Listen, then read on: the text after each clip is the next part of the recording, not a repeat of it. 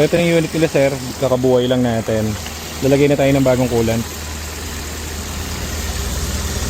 I-bleed ko lang muna.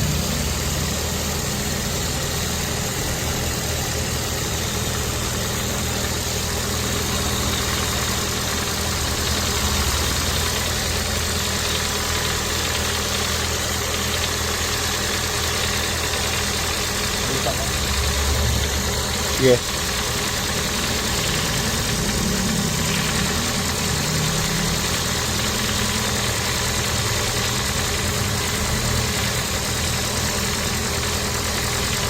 Yan, pag diretso na yung tubig, tapos na tayo mag-bleed para walang hangin.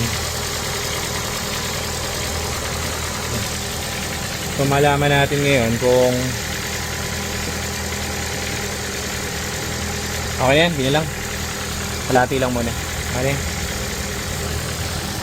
So malaman natin ngayon kung maglagay tayo ng isang coolant muna, saka parang 1/4 na tubig. Tingnan natin ngayon kung mag-stable yung tank na. Kaya mong yan ito, i-temperature. So temp ko muna. Doon lang tayo muna sa kaya ng powers natin. Kasi yung kunwari bukas magka-budget kayo, pwede namin tanggalin yun. Palitan natin yung yung shift part na sira niya, sir. Yun lang ang code dyan. Yan, hindi na namin kailangan. May mas worse kasi na ganyan. Iba ng andar, sir. Talagang parang kabayo. Okay. Eto, pwedeng nag-fault yan kasi isang beses nagloko. Ngayon, hindi siya nagloloko. Pero hindi ko alam kasi kung hanggang kailan siyang hindi magloloko. Parang ganun. The only way lang yan talaga kung papapalitan niya yun sa training niya.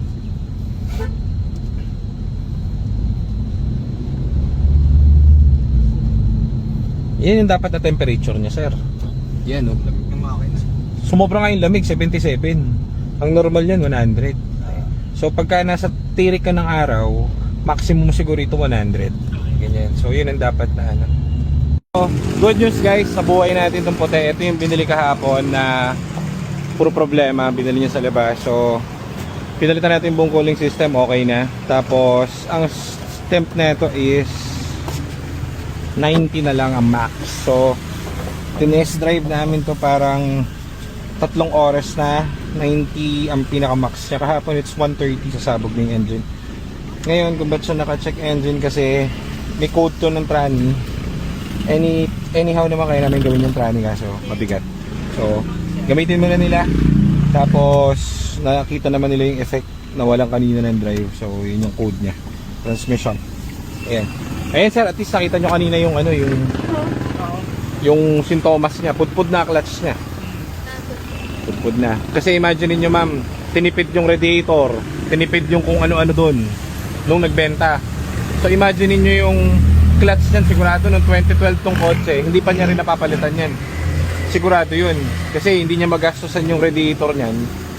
Much more pa dun sa clutch. Parang ganun. So kanina nawalan tayo ng drive, di ba?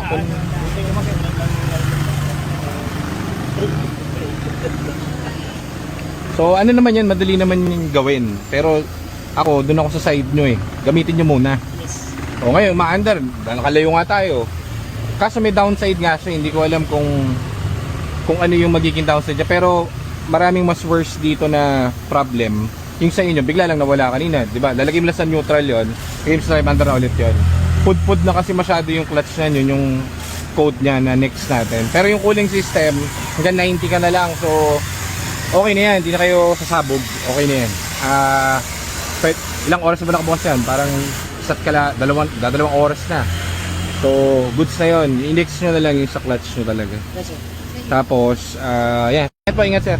Salamat.